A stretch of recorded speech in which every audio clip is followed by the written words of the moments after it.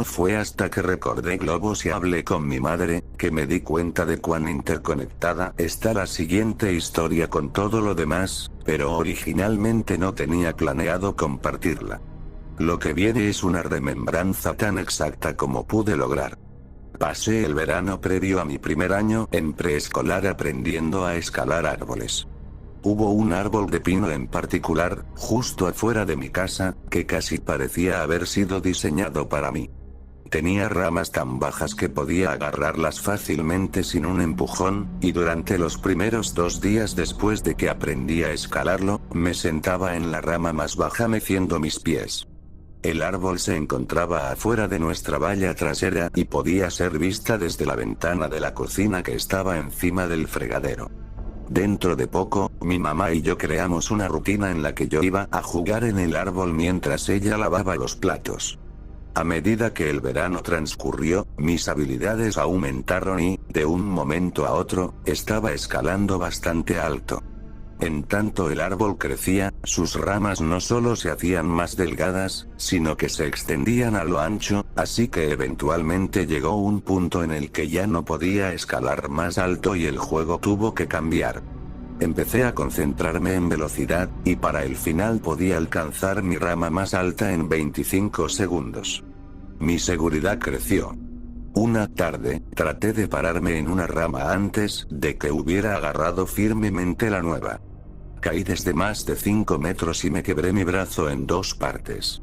Mi mamá estaba corriendo hacia mí, gritando, y recuerdo que ella sonaba como si estuviera por debajo del agua.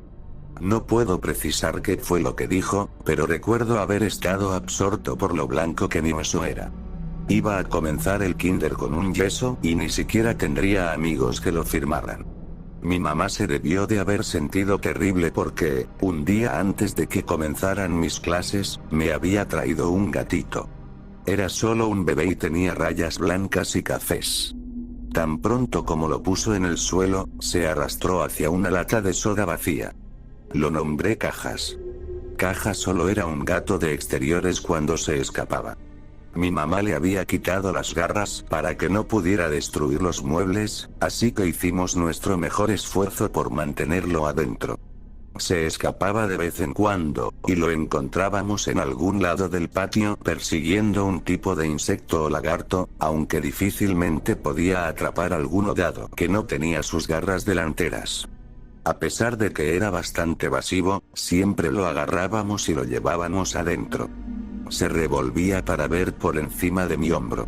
Yo le decía a mi mamá que hacía eso porque estaba planeando su estrategia para la próxima vez.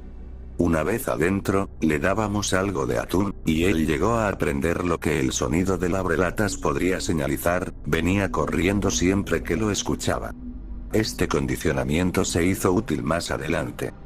Para el final de nuestro tiempo en esa casa, Cajas se salía con mucha más frecuencia y corría debajo de la casa a un subsuelo al que ninguno de los dos queríamos seguirlo, puesto que era estrecho y probablemente estaba infestado de insectos y roedores.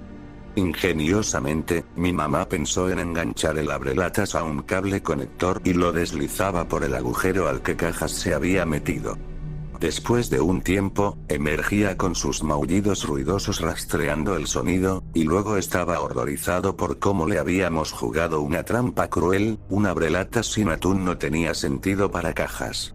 La última vez que escapó debajo de la casa, fue de hecho nuestro último día en ella. Mi mamá había puesto la casa en el mercado y habíamos comenzado a empacar nuestras cosas.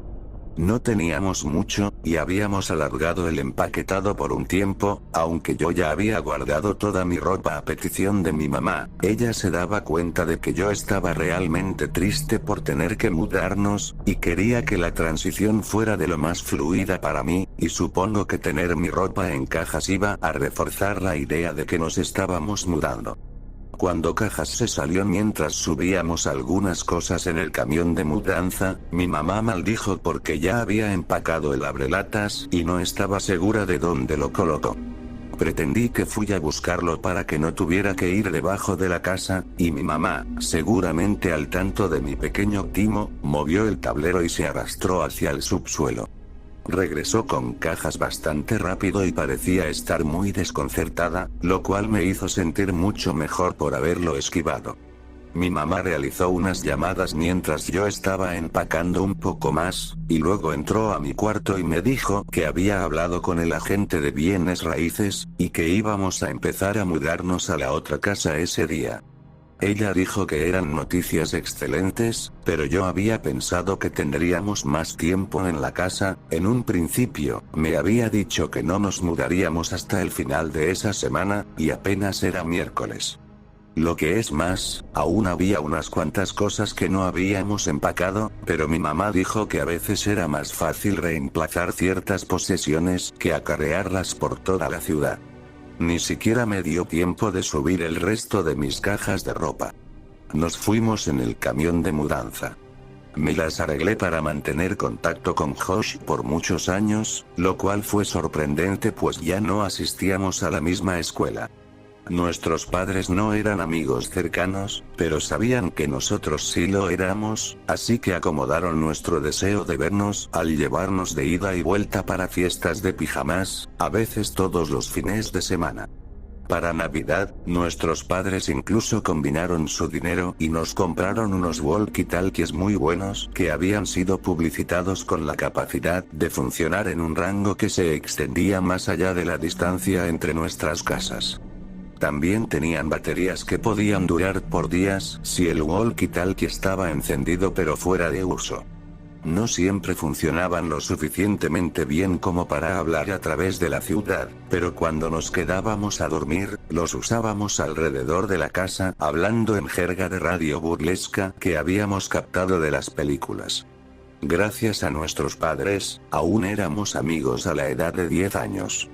Un fin de semana, me estaba quedando en la casa de Josh y mi mamá me había llamado para decir buenas noches. Ella aún era muy vigilante, incluso cuando no podía vigilarme. Pero me había acostumbrado tanto que ni siquiera lo notaba, incluso si Josh lo hacía. Mi mamá sonaba triste. Cajas había desaparecido.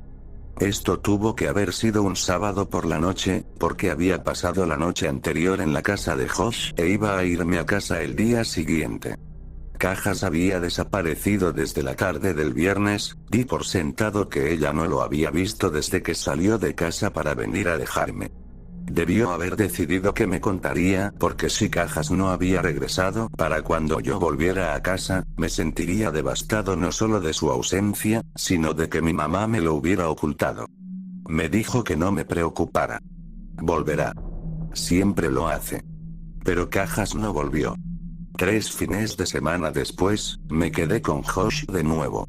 Aún estaba triste por Cajas, pero mi mamá me dijo que había habido muchas ocasiones en las que las mascotas desaparecen del hogar por semanas e incluso meses, solo para regresar por su propia cuenta. Me había dicho que siempre saben en dónde está su hogar, y que siempre tratarían de regresar. Le estaba explicando esto a Josh cuando un pensamiento me golpeó con tanta fuerza que interrumpí mi propia oración para decirlo en voz alta. ¿Qué tal si Cajas pensó en la casa equivocada? Josh estaba confundido. ¿Qué? Vive contigo. Él sabe en dónde está su hogar. Pero, creció en otro lugar, Josh. Fue criado en mi casa vieja, a unos vecindarios de distancia. Quizá todavía piensa en ese lugar como su casa, al igual que yo. Ah, lo entiendo. Pues, eso sería genial. Le diré a mi papá mañana, y nos llevará ahí para que podamos dar un vistazo. No lo hará, Josh. Mi mamá dijo que no podemos volver a ese lugar porque los dueños nuevos no van a querer ser molestados. Dijo que le advirtió a tu papá y tu mamá de lo mismo. Josh persistió.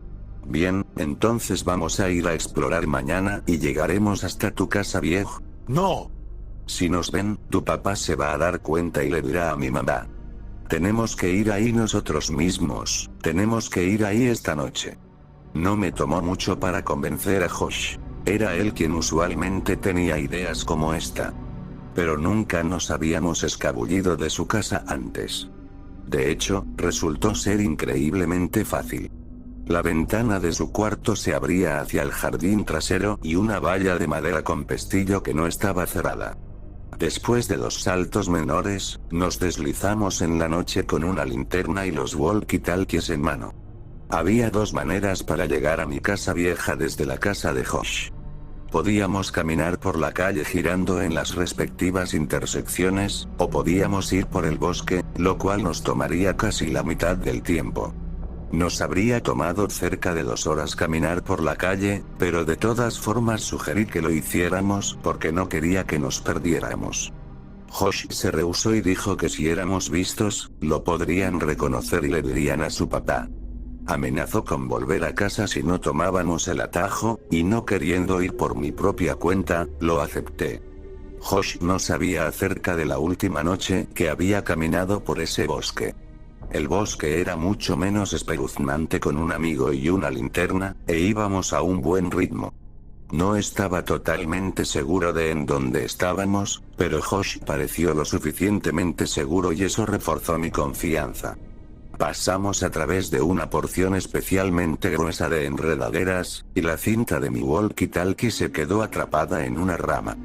Josh tenía la linterna, así que estaba luchando para liberar mi walkie, cuando lo escuché decir: «Oye, ¿quieres ir a nadar?». Miré hacia donde él estaba alumbrando la linterna, aunque cerré mis ojos mientras lo hice, porque ahora sabía en dónde era que estábamos. Me estaba apuntando al flotador de piscina. Era aquí en donde me había despertado en el bosque hace todos esos años. Sentí un bulto en mi garganta y el escozor de lágrimas frescas en mis ojos mientras continuaba riñendo por el walkie. Frustrado, lo jalé con la fuerza suficiente para que la rama se rompiera, y me giré y caminé hacia Josh, quien se había acostado parcialmente en el flotador de piscina como queriendo tomar el sol. A medida que caminé hacia él, trastabillé y casi caigo en un agujero bastante grande que descansaba a la mitad del espacio abierto, pero recuperé mi balance y me detuve justo a su borde. Era profundo. Estaba sorprendido por el tamaño del agujero, pero más sorprendido por el hecho de que no lo recordaba. Me di cuenta de que no debió haber estado ahí aquella noche, porque estaba en el mismo lugar en el que había despertado. Lo saqué de mi mente y me volteé hacia mi amigo. «Deja de perder el tiempo, Josh. Viste que estaba atascado, y tú solo estabas acostándote aquí, jugando con el flotador». Enfaticé la última oración con una patada a una parte expuesta del flotador. Un chillido se levantó desde él. La sonrisa de Josh se invirtió. Súbitamente, se veía aterrado y estaba forcejeando para salir del flotador, pero no pudo hacerlo de inmediato por la posición jocosa en la que estaba acostado. Cada vez que su peso caía sobre el flotador, el chillido se intensificaba. Quería ayudar a Josh, pero no podía moverme más cerca, mis piernas no cooperaban. Odiaba ese bosque. Levanté la linterna que él había tirado en medio de su agitación y alumbré el flotador sin saber qué esperar. Finalmente, Josh se levantó y se apresuró a mi lado, viendo hacia donde estaba apuntando la luz. De pronto, ahí estaba. Era una rata. Me empecé a reír nerviosamente, y ambos observamos cómo la rata corrió hacia el bosque, llevándose sus chillidos consigo. Josh me golpeó en el brazo con cuidado, su sonrisa regresaba lentamente a su rostro, y seguimos caminando. Aceleramos nuestra marcha y salimos del bosque más rápido de lo que pensamos que lo haríamos. Nos encontrábamos en mi antiguo vecindario. La última vez que había atravesado la curva que se aproximaba, había visto mi casa iluminada por completo, y todas las memorias de lo que aconteció me inundaron de nueva cuenta. Mi corazón dio un vuelco a medida que giramos la esquina y estábamos a punto de encarar mi casa a plena vista, recordándome lo incandescente que me encontraba la última vez. Pero ahora las luces estaban apagadas. Desde la distancia, podía ver mi viejo árbol para escalar y, a medida que mi mente delineaba los pasos de causalidad en reversa, me di cuenta de que no habría regresado esa noche si el árbol no hubiese crecido, y estuve maravillado brevemente por cómo todos los eventos tenían esa naturaleza. Pude ver que el césped lucía terrible. Ni siquiera podía adivinar cuándo había sido podado por última vez. Una de las persianas se había roto parcialmente, y se estaba balanceando de atrás hacia adelante en un estado de desesperación. ¿Por qué le importaría a mi mamá si molestábamos a los dueños nuevos si ellos se interesaban tan poco del lugar en donde vivían? Y entonces lo comprendí. No había dueños nuevos. La casa estaba deshabitada, aunque simplemente parecía desamparada. ¿Por qué me mentiría mi mamá con que la casa tenía personas nuevas en ella? Pero pensé que, de hecho, esto era algo bueno. Sería más fácil buscar a Cajas si no nos teníamos que preocupar de ser descubiertos por la familia nueva. Esto lo haría mucho más rápido. Josh interrumpió mis pensamientos a medida que caminábamos a través del portón y dentro de la casa misma. «Tu casa vieja apesta», gritó tan bajo como pudo. «Cállate, Josh. Incluso así es mejor que tu casa». «Oye, bien. Creo que Cajas ha de estar debajo de la casa. Uno de nosotros tiene que ir abajo y revisar, pero el otro debería estar a un lado de la entrada en caso de que salga corriendo». ¿Hablas en serio? De ninguna forma voy a ir ahí abajo. Es tu gato. Hazlo tú. Mira, te retaré a ello, a menos que tengas mucho miedo, dije, sosteniendo mi puño sobre mi palma. Bien, pero lo haremos cuando diga ya, no a la cuenta de 3. Es piedra, papel y tijeras, ya, no 1, 2, 3. Ya sé cómo jugar el juego, Josh. Tú eres el que siempre la caga. Y es 2 de 3. Perdí. Aflojé el tablero que mi mamá siempre había movido cuando tenía que arrastrarse ahí abajo por Cajas. Solo tuvo que hacerlo un par de veces, puesto que el truco del abrelatas funcionaba por lo general. Pero cuando tenía que hacerlo, lo odiaba. Y mientras observaba la oscuridad del subsuelo, tuve una apreciación más clara del porqué. Agarré la linterna y el walkie y comencé a arrastrarme. Un olor poderoso me sobrecogió. Olía a muerte. Me giré a mi walkie. Josh, ¿estás ahí? Este es Macho Man, adelante. Josh, ya basta. Algo anda mal aquí abajo. ¿A qué te refieres? Huele a que algo murió. ¿Es Cajas? En verdad espero que no. Bajé el walkie y moví la linterna alrededor. Si te asomas por la entrada desde afuera, puedes ver hasta la pared opuesta del subsuelo con la iluminación indicada. Pero tienes que estar adentro para poder ver el espacio con los maderos de soporte que sostienen la casa. Diría que había un 60% del área que no podías ver a menos que entraras. En tanto me movía, el olor se intensificaba. El miedo estaba creciendo en mí de que Cajas había ido ahí y le había pasado algo. Alumbré con la linterna a mi alrededor, pero no podía ver mucho con el alcance de ese foco. Pasé a un lado de uno de los maderos de soporte, y cuando lo hice sentí algo por mi pie que me hizo echarme hacia atrás. Pelaje. Mi corazón se hundió y me preparé emocionalmente para lo que estaba a punto de ver. Acerqué mis ojos centímetro a centímetro para prolongar lo que sabía que venía, y alumbré al suelo del madero. Me tambaleé hacia atrás por el horror. Jesucristo. Escapó de mi boca temblorosa. Era una criatura horrenda y gravemente descompuesta. La piel de su cara se había podrido, así que los dientes parecían enormes. Y el olor era inaguantable. ¿Qué pasó? ¿Estás bien? ¿Es Cajas? Me acerqué el walkie. No, no es Cajas. Entonces, ¿qué diablos es? No lo sé. Apunté la luz en ello una vez más, y lo miré con menos temor en mi visión. Me reí por lo bajo. Es un mapache. Pues sigue buscando.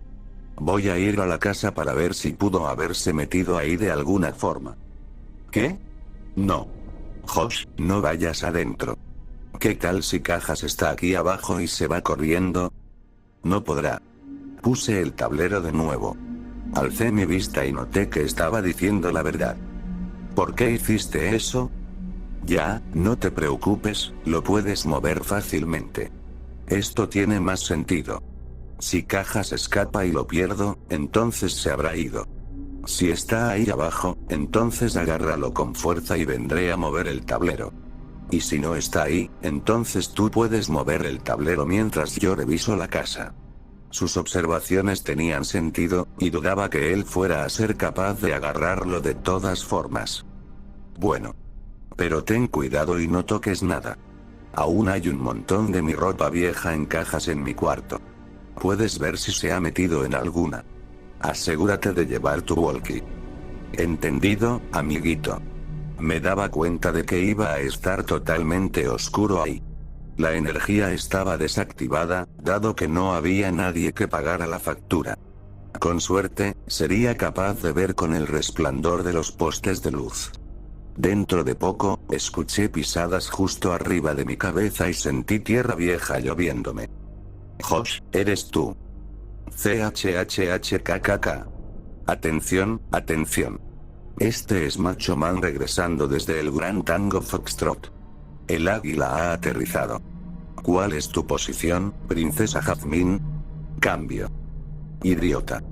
Podía oírlo riendo con el walkie y me empecé a reír también. Escuché las pisadas disiparse, iba en camino a mi habitación. Hombre, está oscuro aquí. Oye, ¿estás seguro de que dejaste esas cajas de tu ropa? No veo ninguna. Sí, debería haber un par de cajas frente a mi armario. Aquí no hay ninguna caja. Déjame revisar si pusiste las cajas en tu closet antes de irte. Mientras estaba esperando a que Josh me dijera lo que encontró, estiré una pierna que se me estaba quedando dormida y golpeé algo. Agaché la mirada y lo que vi fue extraño. Era una cobija y tenía tazones por todos lados. Me acerqué. La cobija olía a moho y la mayoría de los tazones estaban vacíos, pero uno tenía algo que supe reconocer: comida de gato. Lo comprendí de inmediato. Mi mamá había organizado un lugar para alentar a cajas a venir aquí en lugar de optar por correr en el vecindario. Eso fue genial, mamá, pensé. Encontré tu ropa. Ah, bien. ¿Estaba en las cajas? Como dije, no hay cajas. Tu ropa está en tu closet. Está colgada. Sentí un escalofrío. Eso era imposible. Había empacado toda mi ropa con días de antelación. Recuerdo pensar lo estúpido que era tener que sacar ropa de las cajas para poder usarla. La había empacado, pero alguien la colgó de vuelta. ¿Por qué? Se supone que están en cajas, Josh. Deja de bromear y ven afuera. No es broma, la estoy viendo. Quizás solo creíste que la empacaste. Jaja. Vaya. ¿En verdad te gusta mirarte, no? ¿Qué? ¿De qué hablas? Tus paredes, jaja. Tus paredes están cubiertas en Polaroids tuyas. Hay cientos. ¿Por qué contrataste a alguien? Silencio. Revisé mi walkie, creyendo que lo había apagado de alguna forma. Estaba bien. Podía oír pisadas, pero no podía descifrar exactamente hacia dónde iba Josh. Esperé a que terminara su oración, pensando que su dedo se deslizó del botón, pero no continuó. Parecía que se trasladaba a pisotones por la casa. Estaba a punto de llamarlo, cuando regresó. Alguien está en la casa. Su voz era susurrante y quebradiza. Podía escuchar que estaba al borde del llanto. Quería responder, pero ¿cuán alto tenía el volumen de su walkie? ¿Qué tal si la otra persona lo escuchaba? No dije nada y solo escuché. Y lo que oí fueron pisadas. Pisadas fuertes y rasposas. Seguido de un ruido sordo. Oh Dios, Josh. Había sido encontrado, estaba seguro de ello. Esta persona lo había encontrado y lo estaba hiriendo. Rompí en llanto. Él era mi único amigo, junto a cajas. Entonces me llegó. ¿Qué tal si Josh le decía que yo estaba acá abajo? ¿Qué podría hacer yo? Mientras luchaba para recuperar la compostura, afortunadamente escuché la voz de Josh a través del walkie. Tiene algo, una bolsa grande. La tiró en el piso. Y. Por Dios, la bolsa, creo que se movió. Estaba paralizado. Quería correr a casa. Quería salvar a Josh. Quería pedir ayuda. Quería tantas cosas, pero solo me quedé ahí, congelado.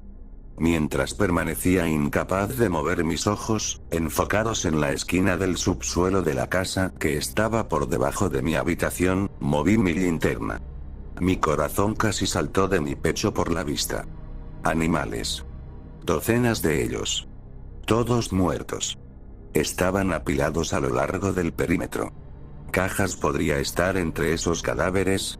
¿Era para eso que estaba ahí la comida de gato?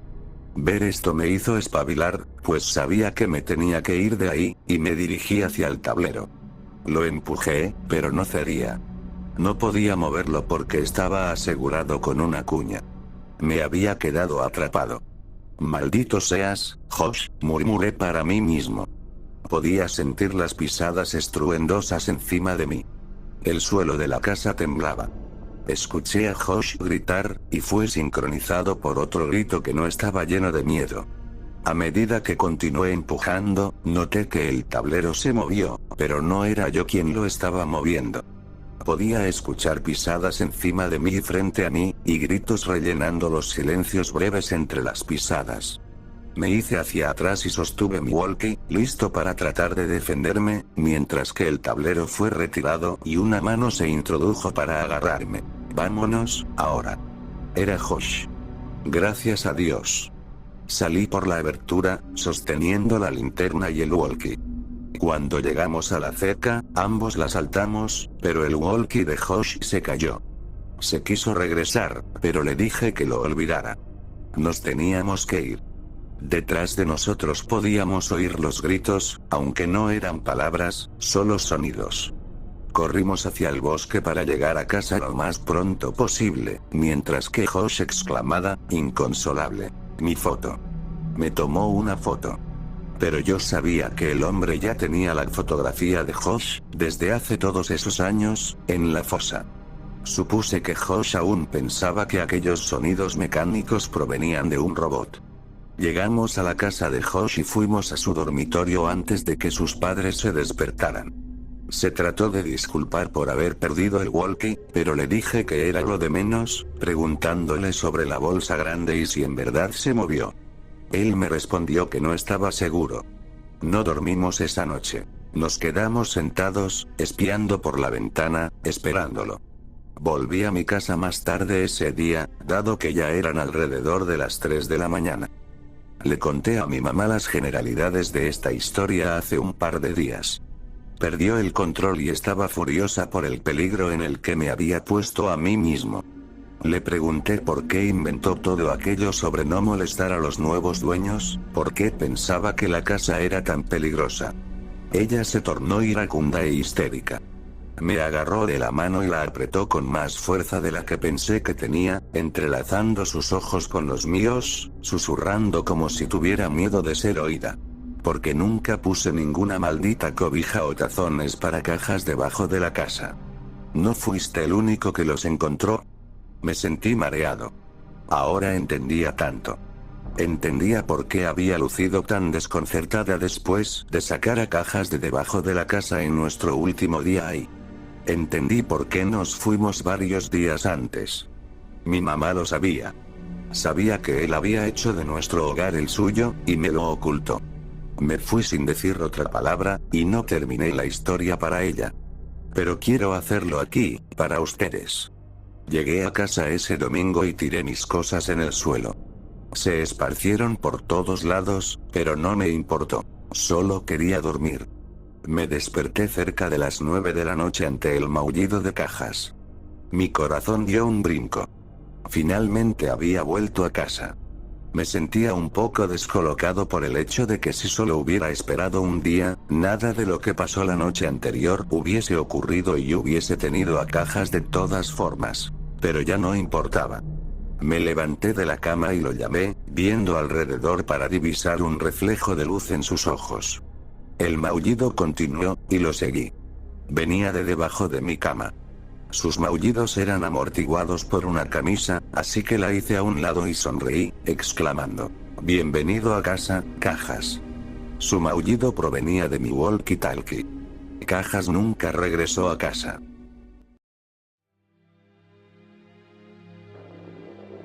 Fotografía de anuario. Amo hacer recados con mi papá. Siempre es muy divertido. Soy su niñita, después de todo. Bueno, ya no estoy tan pequeña. Ahora voy a último año de secundaria. Siempre apreciaré todo lo que él ha hecho por mí. Ha sacrificado mucho para asegurarse de que yo tuviera una mejor vida cuando crecía de la que él tuvo. Ser un padre soltero no es fácil. A veces, pienso sobre mi mamá, pero solo era una bebé la última vez que la vi, probablemente tenía 2 años. Me es difícil recordarla, pero me siento bastante feliz y agradecida de tener un padre como él.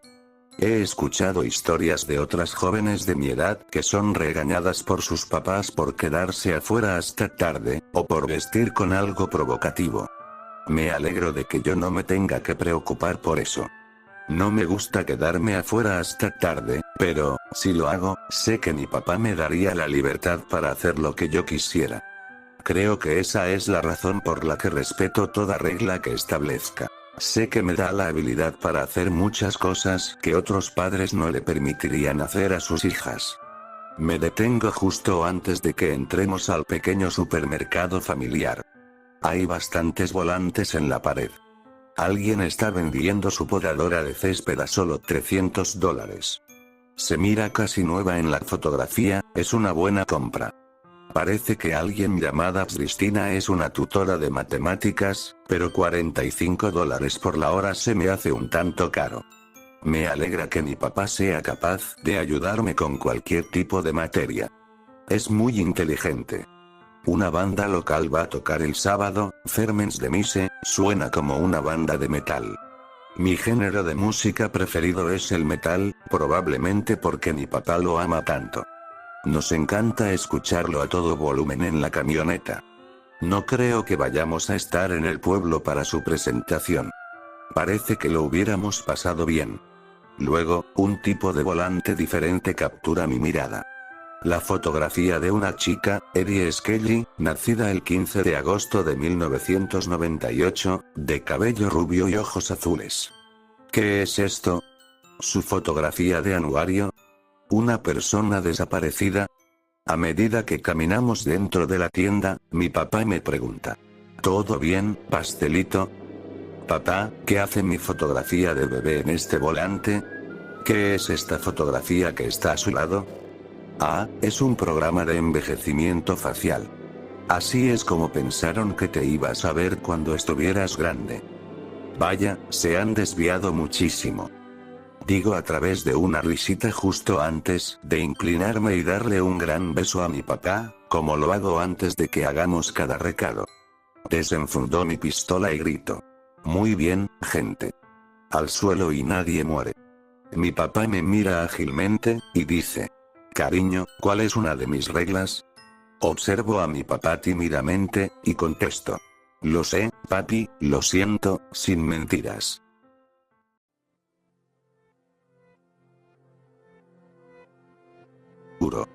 He vivido en la misma casa por 40 años. Después de que Ralph falleció y me quedé solo por primera vez en 3 décadas, acudí a mis vecinos por consuelo. Me lo proporcionaron con creces. Estaba honrado y conmovido por su gentileza. No muchos lugares se asegurarían de que un hombre anciano fuese cuidado debidamente. Estoy rodeado por personas hermosas y maravillosas.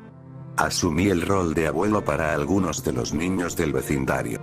Estaba más que feliz de cuidar a los niños. Ralph y yo siempre quisimos adoptar, pero 2 hombres no podían hacerlo en nuestra parte del país. Así que tener la oportunidad de ser una figura formativa en la vida de estos niños era un gran privilegio. Me hizo sentir como que si se me estuviera otorgando otra oportunidad para hacer todo lo que se me había negado. Deseaba que Ralph pudiera haber sido parte de ello. Aún así, sé que él me está observando con el mismo amor y orgullo que expresó cada día en el que estuvo con vida. Una chica, Madison, formó una conexión particularmente fuerte conmigo. Su papá estaba fuera del panorama.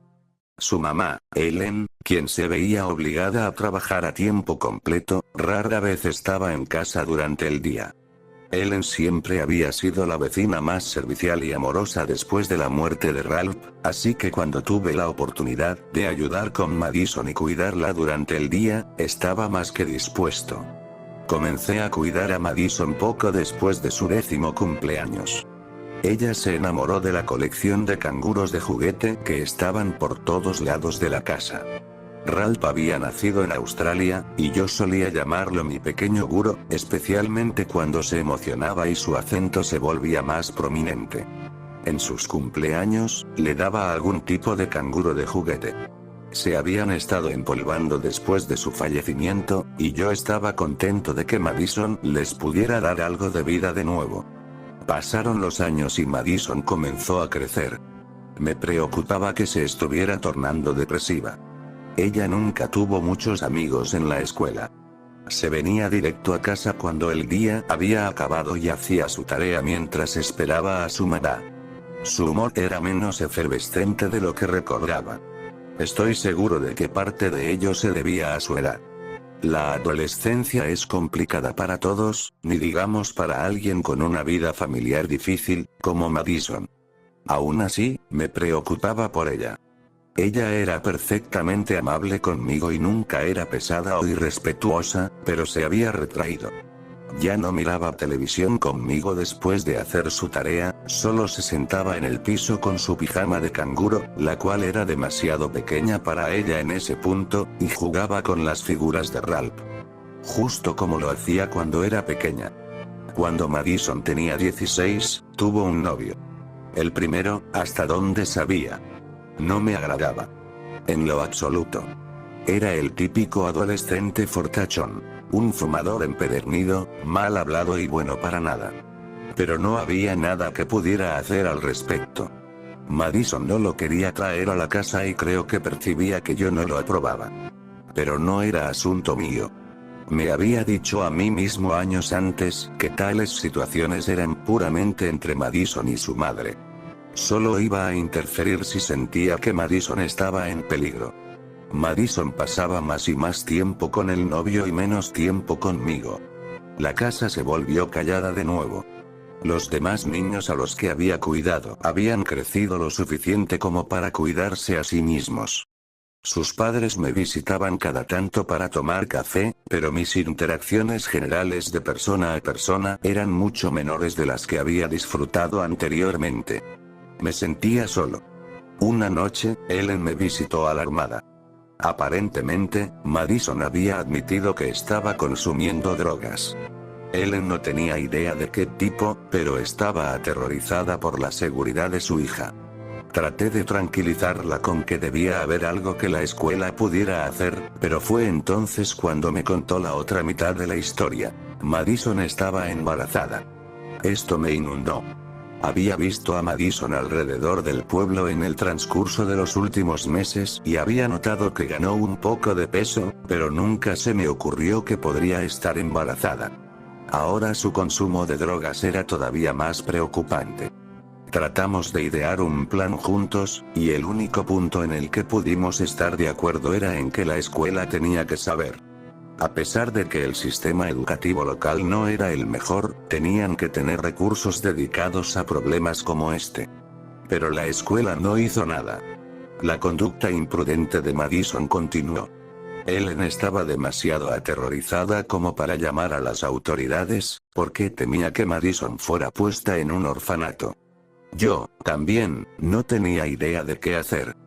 Pasó el tiempo y, en las raras ocasiones en las que veía a Madison en el pueblo, ella se andaba tambaleando borracha con su novio idiota. Su vientre protuberante era una obscenidad en contra del trasfondo de su intoxicación. Una tarde de febrero, estaba saliendo del supermercado cuando Madison me divisó desde el estacionamiento. No estaba con su novio, afortunadamente. Se aceleró hacia mí y me dio un gran abrazo. No parecía que estaba ebria, pero tenía que haber consumido algo. Sus pupilas estaban dilatadas y hablaba con dificultad mientras me decía lo mucho que me extrañaba. Luego me preguntó si podía llegar más tarde para ver a los canguros. Le dije que eso sería maravilloso y que yo también la extrañaba. En algún momento alrededor de las 7, Madison llegó. La escolté velozmente. La temperatura de afuera estaba bajo cero y ella se veía enferma. Podía notar que estaba drogada. Entró sin decirlo y se fue a la manta en donde yacían los canguros. Les habló con una voz infantil y melodiosa. Cuando tenía 11 años, pensé que ese tipo de cosas eran adorables. Sin embargo, ahora que sabía que estaba bajo la influencia de algo que no solo era venenoso para ella, sino también para el bebé, era mucho menos adorable. Caminé hacia ella y le pregunté si podía tomar su abrigo y si quería un poco de té y pastel de chocolate. No me contestó. Solo le seguía hablando a los canguros.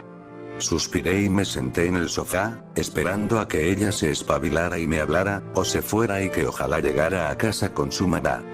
Madison recorrió la línea de los canguros de juguete en el mantel, diciéndoles te amo a cada uno. Luego caminó de regreso haciendo lo mismo en reversa. Al final, me dirigió la mirada. A ti también te amo, Michael, murmuró con admiración, y una sonrisa delgada rajó su semblante pálido. Pero ¿sabes qué? Amo a Guro más que a nadie. Madison dejó caer su abrigo pesado en el piso, y grité.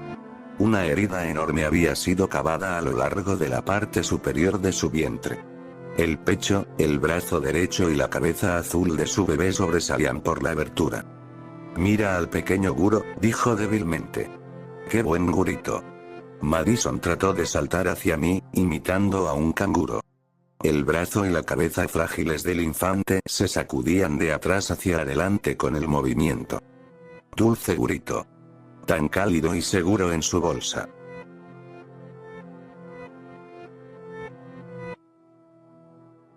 La guadaña de la parca no es para recolectarte. No existe miedo tan recio como el miedo a lo desconocido. Ningún semblante monstruoso que ha sido descubierto hasta el momento ha sido tan estremecedor como el potencial infinito de terror que existe antes de que la máscara sea removida. Es por eso que a nosotros, los humanos, dentro de nuestra confusión ingenua acerca del orden del universo, nos exaspera nuestro miedo letal a la muerte. Creemos que es la última frontera, la incógnita más grande que nos podemos imaginar, de cuyas costas de penumbra no puede regresar ningún viajero. Así que nos aferramos desesperadamente a incluso las vidas más deprimentes y angustiantes, sufriendo cualquier mal conocido por encima de nuestra liberación hacia el más allá. Pero la muerte no debe ser temida, porque la muerte es muy bien entendida. La hemos presenciado, causado, medido y registrado hasta el último espasmo agonizante de parpadeo neural. Incluso cuando yacía moribundo, me pareció tonto que le tuviera miedo a ese vacío que la razón nos prometió que debíamos anticipar. Mientras estaba vivo, no iba a experimentar la muerte, así que no había razón para tenerle miedo ahora. Cuando estuviera muerto, no sería capaz de experimentar nada, por lo que el miedo no tenía sentido. Ese pensamiento me confirió gran consuelo mientras sentía la última lucha errática de mi corazón en contra de la conclusión inevitable que se aproximaba. No fue hasta que finalmente me estaba quedando dormido, que una última duda intrusiva burbujeó en mi cerebro. ¿Qué tal si no es la muerte la cual debe ser temida? ¿Qué tal si es lo que yace más allá? Y así me deslicé, aquejado, más allá del entendimiento mortal, adentrándome en un mundo tan abandonado por la razón como yo había sido abandonado por la vida. Aún me encontraba en la habitación del hospital, pero el ajetreo de las enfermeras y el pitido de las máquinas perdieron su opacidad como si hubiese sido rodeado por un crepúsculo que descendía velozmente. Parecía que cada sonido era un eco de lo que una vez había sido. Cada vista era un reflejo. Con cada momento que pasaba, el mundo se tornaba menos real, pero todo ese panorama y sonidos, todo ese ser, no estaba simplemente desapareciendo. Se estaba transformando en una figura a mi lado. Mientras menos real se convertía mi habitación, más real se hacía la figura, hasta que, en breve, existía con una realidad tan nítida, que nada a su lado parecía real en lo absoluto. Su túnica era negra. No el color negro, sino su esencia. Era como ver a un tigre después de haber pasado toda una vida observando el dibujo tosco de un niño y creyendo que eso era lo único que un tigre era. La realidad fluía alrededor de su guadaña como un pincel a lo largo de acuarelas, y podía observar cada partícula elemental y el tiempo mismo desgarrándose a lo largo de su hoja. Seguramente fue por esto, pensé. Fue por esto que se nos instruyó, sin palabras, que le tuviéramos miedo a la muerte. Me aferré a mi sábana de hospital para retraerme de la intensidad de la presencia de la parca, pero el algodón que solía ser suave, ahora fluía por mis manos como una niebla translúcida. Supe en ese momento que nada me podría ocultar del agarre del espectro, pues él era la única cosa real en ese mundo. Llegas tarde. No fueron palabras. Mi cabeza dolía por la presión de ese conocimiento a medida que mi demora era tallada en mi conciencia, impartida como una ley de física inescapable, tan inequívoca como la gravedad. No tenemos tiempo para el discurso usual. Apresúrate. Sentí que fui arrastrado en torno suyo como el polvo de un huracán. Antes de que supiera lo que estaba sucediendo, estábamos afuera del hospital, moviéndonos a un ritmo tan frenético, que el mundo a nuestro alrededor se nublaba a modo de un túnel vertiginoso de luz destellante. Si tienes suerte, ello se habrá aburrido de esperarte. Tenía demasiadas preguntas, todas luchando por mi atención al frente de mi cerebro sin que ninguna lograra emerger. Estás callado. Admiro eso. Usualmente, las personas preguntan demasiado. ¿Cuál es el punto?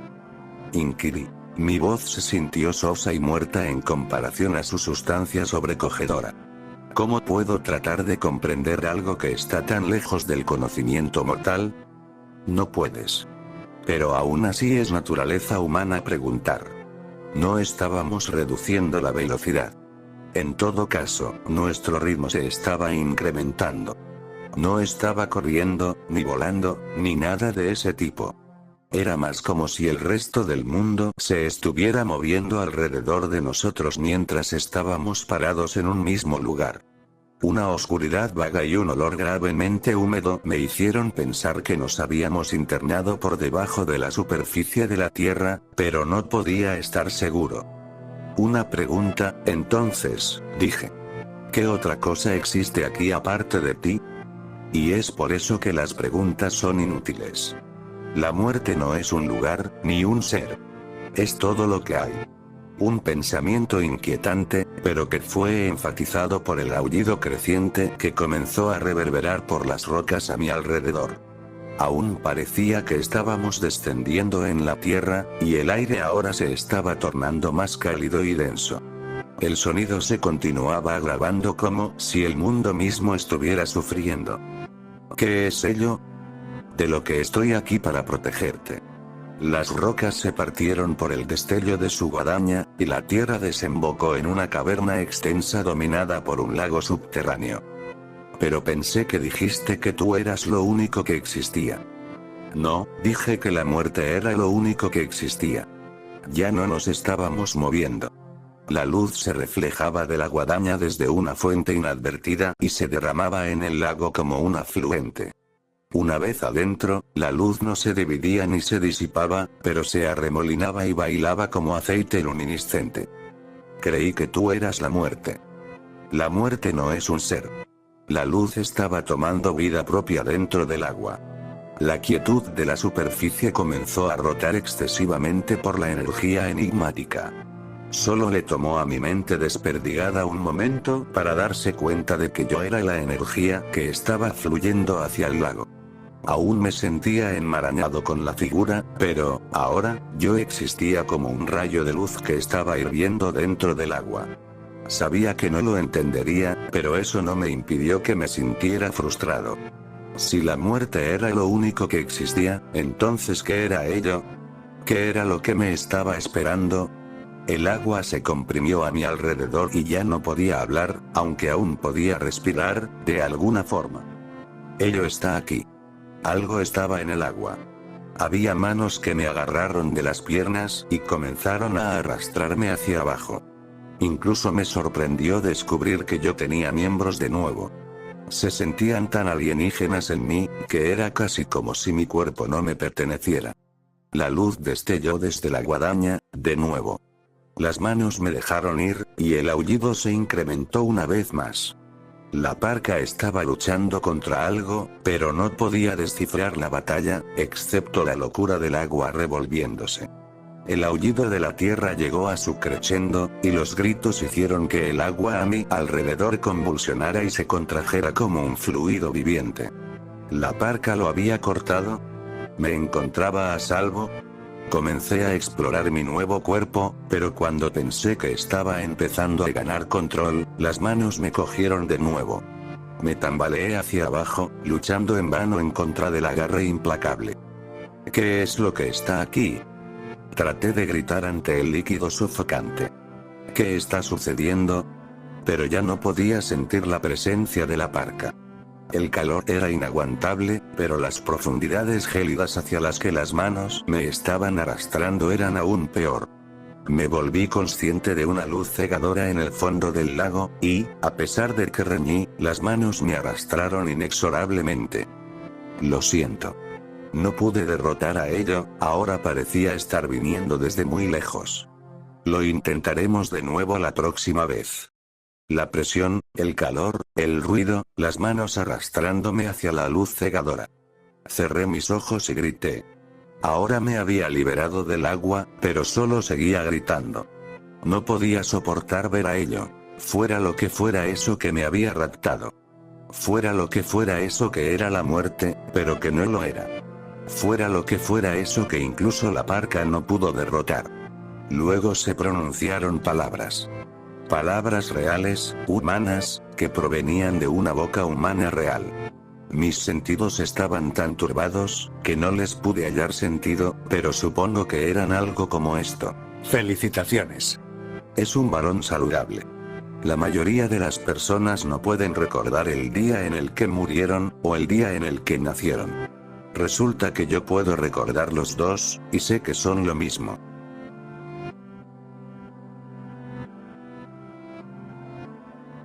Hace 10 años, enseñé escritura creativa en 10º grado. Justo al salir de la universidad, acepté trabajar enseñando en un pueblo pequeño en Wisconsin Central. En mi clase de escritura creativa para los estudiantes de 10º grado, les asigné un ejercicio de flash fiction cerca de Iowa.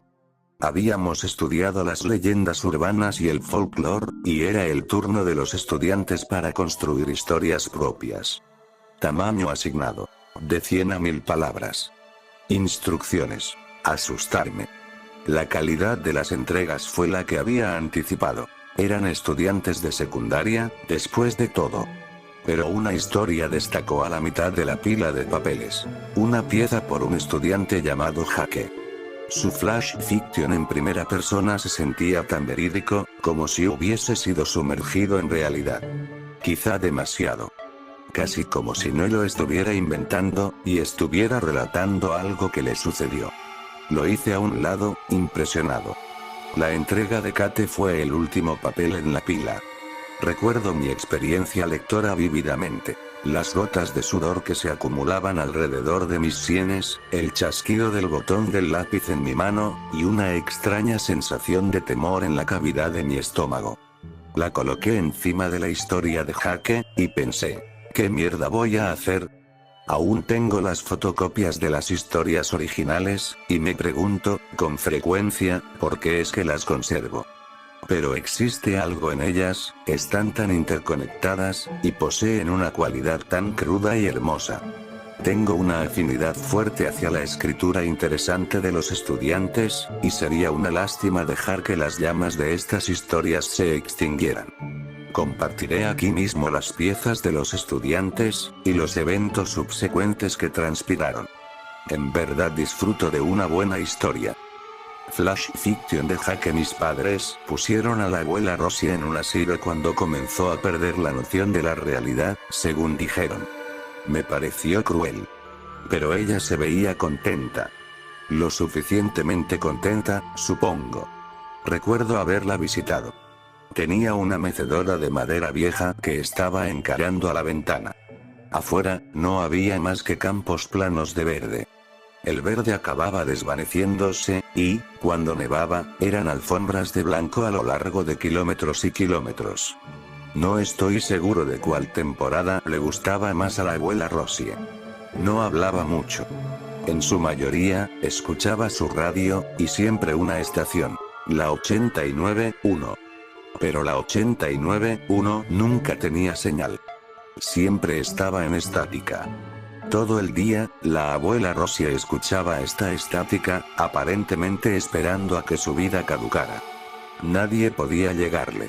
La visité un día para dejarle una caja de chocolates. La abuela Rosie se mecía lentamente en su silla con unos audífonos grandes sobre sus orejas, observando por la ventana, mirando la nevada. No podía discernir si ella sabía que yo estaba ahí. Me acerqué y coloqué los chocolates en una mesa pequeña, y su mano se extendió de súbito y me agarró la muñeca. SHHH, murmuró. Escucha. La abuela Rosie se inclinó hacia mí y colocó mi oreja junto a la suya. Levanté uno de sus auriculares y escuché. Solo había estática. Estuve a punto de hablar, pero cubrió mi boca con su mano. Presta más atención, dijo. Lo hice, pero lo único que pude escuchar fue más estática. Muy pronto, ellos vendrán, dijo. Vendrán para llevarme. Esto me asustó un poco y me fui a casa. Les dije a mi mamá y mi papá lo que pasó, pero ellos no creyeron que fuera tan raro. Seguí pensando sobre ello. Una noche que no podía dormir, contacté a mi amiga Abby por medio de nuestros walkie-talkies. Ella vivía al otro lado de la calle, y, de alguna forma, sabía todo al respecto de la estación 89.1. Me dijo que era una leyenda antigua de nuestro pueblo, y necesitabas dos cosas para explorar la leyenda con mayor profundidad. Una radio y un closet con la puerta ligeramente abierta. Dale la espalda al closet, sintoniza la 89.1 y escucha con atención. En algún momento, a través de la estática, vas a escuchar el sonido atenuado de un órgano, gritos distantes, y cadenas de metal siendo arrastradas por una superficie árida. La puerta entreabierta es una invitación. Mantén tus ojos cerrados, y solo si mantienes tus ojos cerrados, una figura aparecerá y te arrastrará hacia el closet. De ahí en adelante, tu destino es desconocido. ¿Cómo sabes esto? Le pregunté. Escuché sobre ello, me dijo. No le digas a nadie. Mientras menos personas sepan, mejor. Miré por la ventana y observé a Abby en su habitación. Se llevó su dedo a sus labios. Este es nuestro secreto, zumbó el walkie-talkie. Durante los días siguientes, continué pensando acerca del ritual y de la abuela Rosie. ¿Por qué estaría jugando este juego? ¿Por qué querría ser arrastrada hacia un destino desconocido? Les dije a mis padres de nuevo que estaba preocupado por la abuela Rosie. Ellos fueron bastante desdeñosos. Desde que el abuelo murió, creo que ha perdido su voluntad, dijo mi mamá. Quiere estar con él.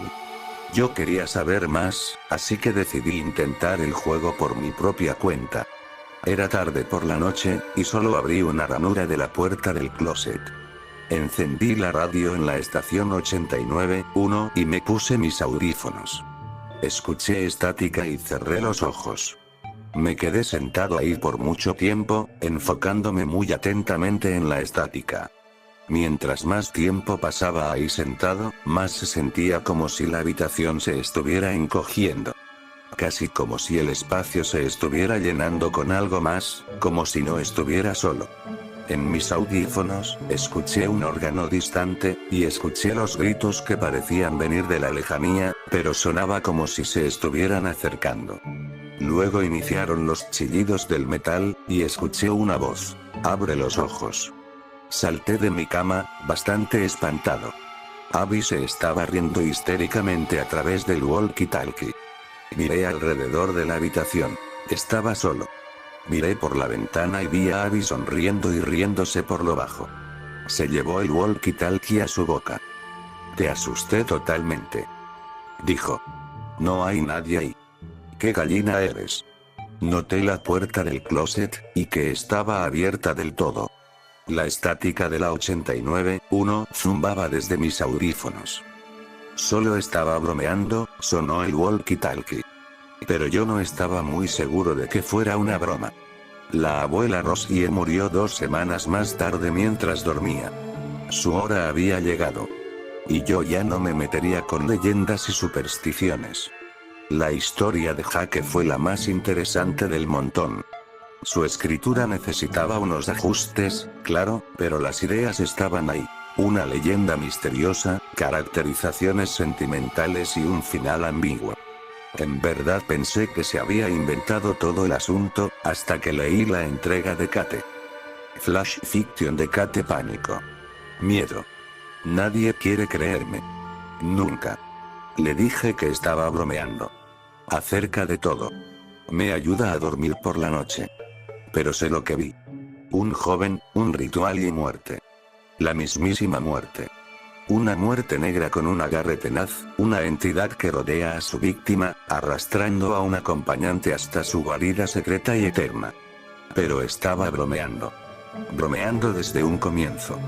Lo cual lo hacía estar bien. Tenía que saber más. Fui a su habitación. Se sentía que fue vaciada recientemente, como si el tapón del fregadero acabase de ser jalado. Audífonos en el suelo, estática. Nada más que estática. Ruidos desde el closet. Respiración trabajosa. Uñas de los dedos rechinando en la puerta desde adentro. Presioné la manija. Algo más. Algo oscuro. No la puedo abrir. No la voy a abrir. Me rehúso a dejarlo salir. Retrocedo lentamente. Una voz diminuta, chillando. Ayúdame. Estática haciendo eco en la habitación pequeña. Nada más que estática. Cierro la puerta al irme. No lo dejaré salir. No lo contaré. Nunca lo contaré. Mi historia no existe. Simplemente no está ahí. No es nada más que estática. Aquí tenía 2 historias que aparentemente estaban entrelazadas. La historia de Jake de un folclore más tradicional, y el flash fiction personalizado de Kate que se enfocaba en emociones, arrepentimiento y secretos. Quizá me había estado sumergiendo en leyendas urbanas por mucho tiempo, o quizá había sido la víctima de demasiados ensayos horrorosos e historias de parte de los estudiantes. Pero no me podía sacudir la noción de que esto parecía real. Unos días después de Halloween, retrasé a Kate después de la escuela. Quería saber más, específicamente, si ella era el personaje de Abby en la historia de Jake, y si estaba confesando en su propia pieza que había visitado a la abuela. Saqué el flash ficción de Kate y le pregunté acerca de cómo lo escribió. ¿Cuál fue su inspiración? Se encogió de hombros. Supongo que fue vanguardismo. Solo estaba experimentando con ideas. ¿Le gustó? Asentí. Le dije que fue una pieza interesante. ¿Alguna vez ha escuchado de la estación 89.1? Me preguntó Kate. Comencé a hablar, pero no pude. Salieron algunas palabras, pero fui interrumpido por la risa de Kate. Oh por Dios, Don Patrick, todo el asunto solo era una broma. Kate me explicó cómo ella había conspirado con Jake para escribir múltiples perspectivas de la misma historia, parcialmente como un ejercicio de escritura creativa, pero principalmente solo para joderme. Todo el asunto fue inventado.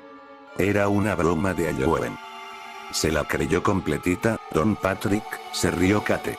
Sonreí incómodamente. Fue una buena broma, y sí, me la había creído.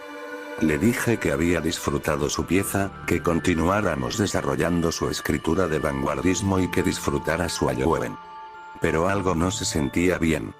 Me tomé unos tragos con un veterano, un instructor de inglés de 9º grado, yo siendo el profesor primerizo en un pueblo nuevo, y él siendo el mentor viejo y astuto.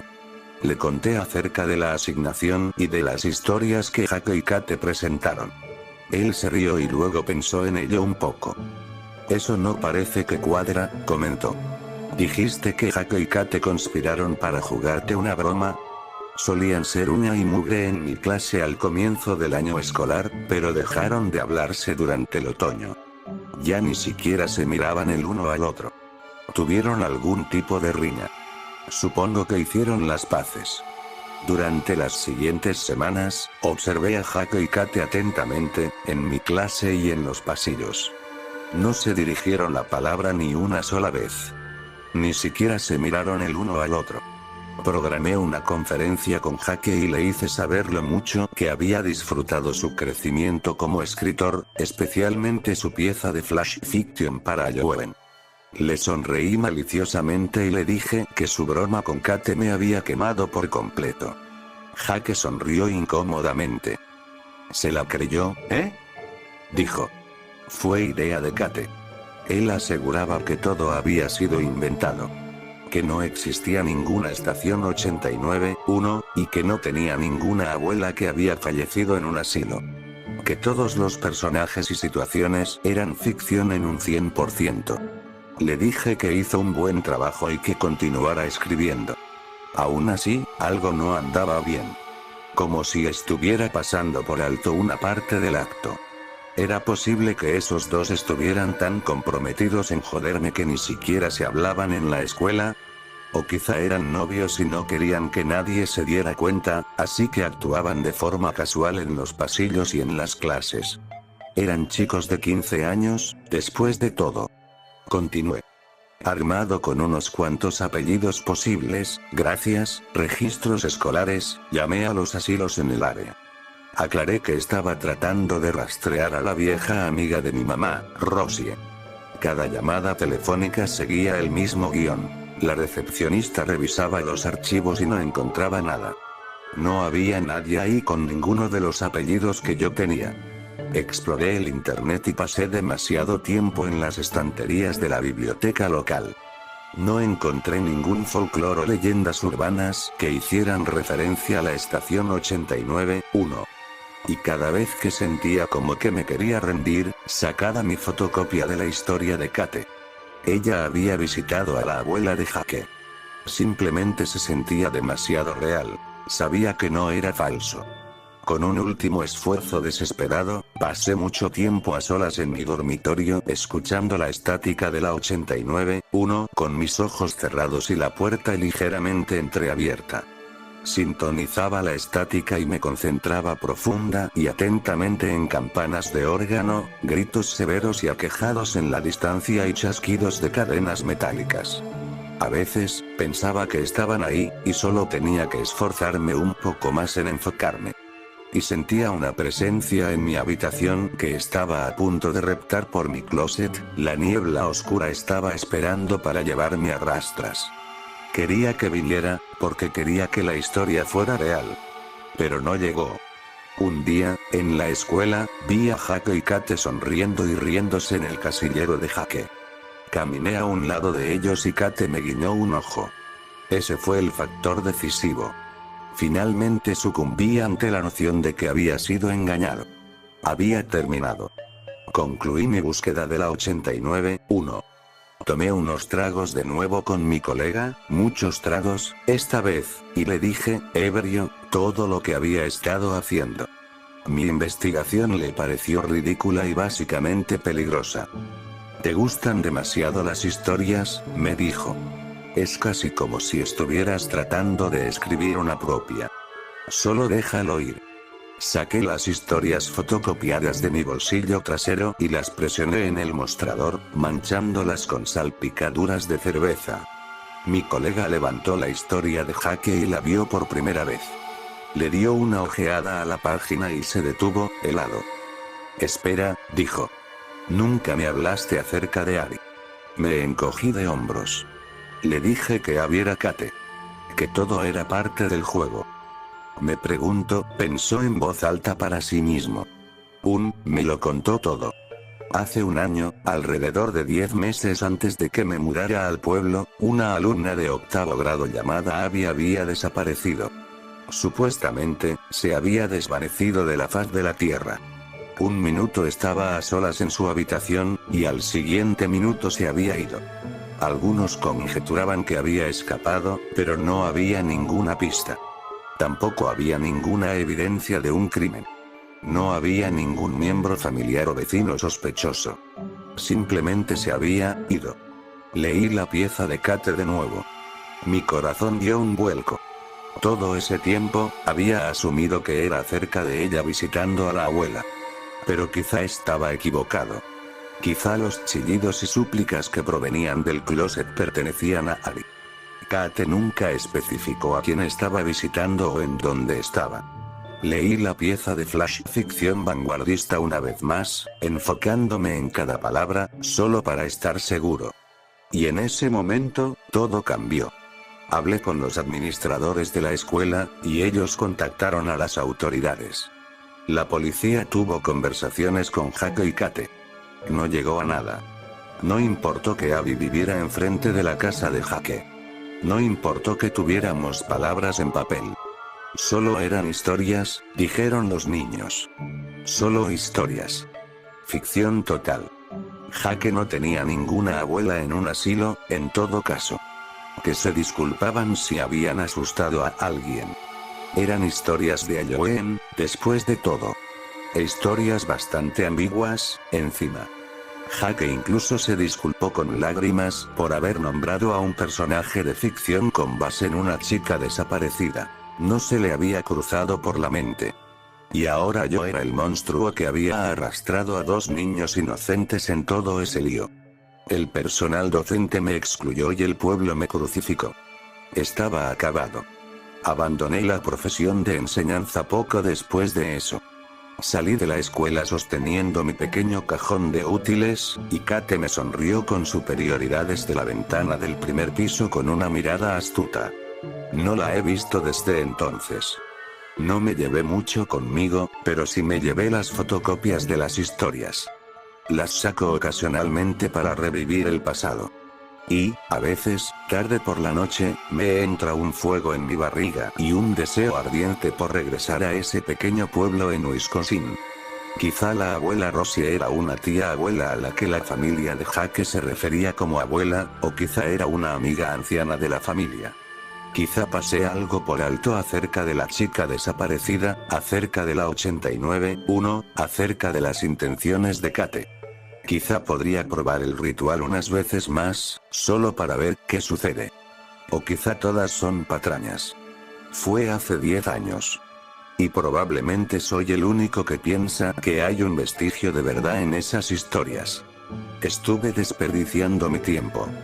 Pero aún me mantiene despierto por la noche, la fina posibilidad de que todo sea verdad. Y, con frecuencia, la idea de ello es algo que contemplo más que aquello que realmente le sucedió a Abby y a la abuela en la historia. Si es verdad, ¿por qué fue que los niños lo escribieron todo de esa manera? No tengo una respuesta concluyente. Nunca tendré una. Supongo que, al igual que yo, ellos simplemente disfrutaban de una buena historia.